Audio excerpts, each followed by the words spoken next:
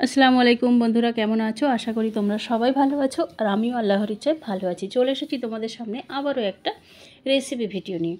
আশা করি আজকের রেসিপি তোমাদের ভালো লাগবে। তো আজকে কী রেসিপি নিয়ে এসেছি সেটা হচ্ছে সজনা ডাঁটার একটা রেসিপি। তো এটা হচ্ছে অসময়ের ডাঁটা, মানে সিজনাল ডাঁটা নয়। তো এখন তো ডাঁটা সারা বছরই পাওয়া যায়। তো সিজনের ডাঁটা কিন্তু মাছ ছাড়াই খুব সুন্দর লাগে খেতে। এমনি টমেটো দিয়ে যে কোনোভাবে রেসিপি করলেই কিন্তু দারুণ লাগে, কিন্তু অসময়ের ডাঁটা একটু এইভাবে রান্না করে দেখো, অবশ্যই ভালো লাগবে। আশা করি খুবই ভালো লাগবে। তো চলো দেখতে থাকো আজকের recipe. Welcome back to my channel. আমার চ্যানেলে তোমাদের সবাইকে আবারও একবার স্বাগত জানিয়ে আজকের নতুন ভিডিও নিয়ে চলে এসেছি। দেখতেই পাচ্ছ এখানে আমি ডাঁটা আর আলু কেটে নিয়েছি। ডাঁটার খোসাগুলো আমি খুব ভালো করে ছাড়িয়ে নিয়েছি, নিয়ে এখানে লম্বা লম্বা করে আলু কেটে নিয়েছি। তো আজকে ডাঁটা দিয়ে আলু আর কি দিয়ে রান্না করি সেটা তোমাদের সঙ্গে শেয়ার করব।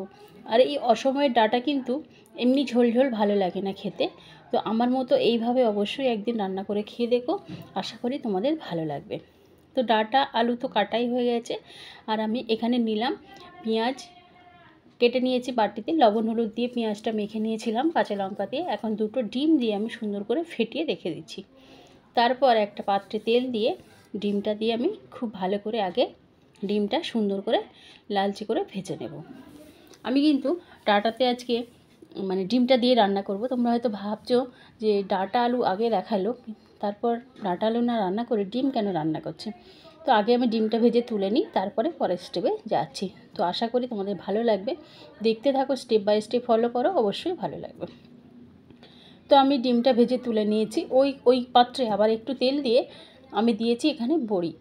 এই বড়িগুলো হচ্ছে আমাদের ঘরে দিয়ে তৈরি বড়ি, বিউলির ডাল আর চাল কুমড়ো দিয়ে, পাকা চাল কুমড়ো দিয়ে যে বড়িটা হয় সেই বড়ি দিয়ে আজকে রান্নাটা করছি। অবশ্যই তোমরা এই বড়ি যদি থাকে রান্না করো, না হলে এমনি বাজারে যেটা কেনা বড়ি পাওয়া যায় সেটাতেও রান্না করতে পারো, ভালো লাগবে।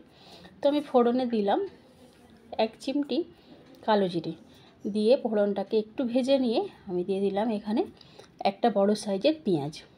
পেঁয়াজটা একটু ভাজা হয়ে গেলে আমি দিয়ে দিয়েছি 1 চামচ, বড় চামচের 1 চামচ আদা রসুন দেওয়ার পর এখানে একটু কষিয়ে নিয়ে আমি জল দিয়েছি।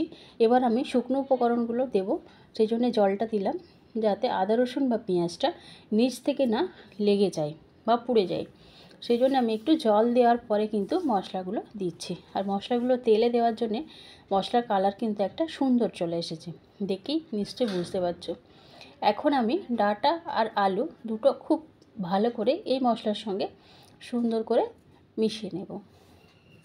তো দেখতেই পাচ্ছ খুব ভালো করে আলু আর ডাঁটার সঙ্গে মশলাটা ভালো করে মিশিয়ে নিচ্ছি। এখন মিনিট 5 কষিয়ে নেওয়ার পর আমি দিলাম মাঝারি সাইজে দুটো টমেটো কেটে রেখেছিলাম, সেটা দিয়ে দিলাম। দিয়ে একটু ঢাকা দিয়ে 2 মিনিট পর আবার ফিরে এসেছি। দেখো 2 মিনিট পর ফিরে এসেছি, টমেটোগুলো কিন্তু একদম মানে সিদ্ধ হয়ে গেছে, আলুও প্রায় সিদ্ধ হয়ে এসেছে আর ডাঁটাও সিদ্ধ হয়ে গেছে। তো এবার আমার পর্যাপ্ত পরিমাণে জলটা দিতে হবে, যতটা আমি গ্রেভি রাখতে চাইবো সেই বুঝেই কিন্তু আমি জলটা দিলাম। দেখতেই পাচ্ছ এখানে একটু জল দিতেই হবে, কারণ আমি এই ডাঁটার উপরে, এই জলের উপরে দেব ডিম ভাজা বড়ি, এরা কিন্তু একটু জল সোক করবে, সেই জন্য আমি জলটা একটু পরিমাণে বেশি দিলাম। একটু গ্রেভি থাকবে, ভালো লাগবে খেতে। আর সিজনাল ডাঁটা তো শুধু টমেটো দিয়ে একদম ঝোল ঝোল করলেই কিন্তু খুব টেস্টি হয়। যেহেতু এটা অফ সিজনের ডাঁটা, সেই জন্য আমি এইভাবে রান্না করলাম। তো অবশ্যই ট্রাই করো, ভালো লাগবে। দেখতেই পাচ্ছ যখন জলটা ফুটে উঠেছে, তারপর আমি দিয়ে দিলাম ভেজে রাখা বড়িগুলো। এই বড়িগুলো এমনি মসুর ডালের বাজারেও কিন্তু কিনতে পাওয়া যায়, আর এটা আমি ঘরে বানানো বড়ি। তো বড়িগুলো দিয়ে দিলাম সুন্দর করে। তারপরে এবার আমি যে ভেজে রেখেছিলাম ডিমটা, তোমরা প্রথমে ভাবছিলে না যে ডিম ভাজলো কেন, ডাঁটা দেখিয়ে ডিম কেন ভাজলো। তো দেখো ডিমটা কিন্তু আমি এখন এই বড়ি দেওয়ার পরে ফুটে ওঠার পরে আমি কিন্তু ডিমটা এর ওপরে হালকা হাতে পাতিয়ে দিলাম। তো দেখতেই পাচ্ছ এটা যদি লাঞ্চ মেনুতে থাকে আর কিছুই কিন্তু লাগবে না, অবশ্যই তোমাদের খুবই ভালো লাগবে, এইভাবে একবার রান্না করে দেখো।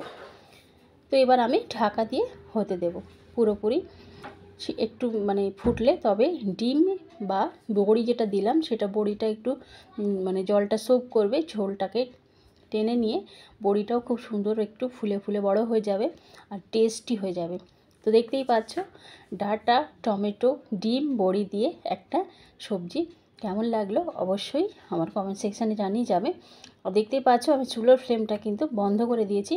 আর কেমন হয়েছে ফাইনাল লুক তোমাদের দেখাচ্ছি। আর এর ওপরে কিন্তু আমি একটু ছড়িয়ে দিলাম ভাজা জিরে গুঁড়ো। দেখতেই পেলে। তো এতক্ষণ ভিডিওটা দেখার জন্য অনেক অনেক ভালোবাসা। যার ভালো থেকো সবাই, সুস্থ থেকো। দেখা হবে নেক্সট কোনো ভিডিওতে, ততক্ষণ সবাই ভালো থেকো।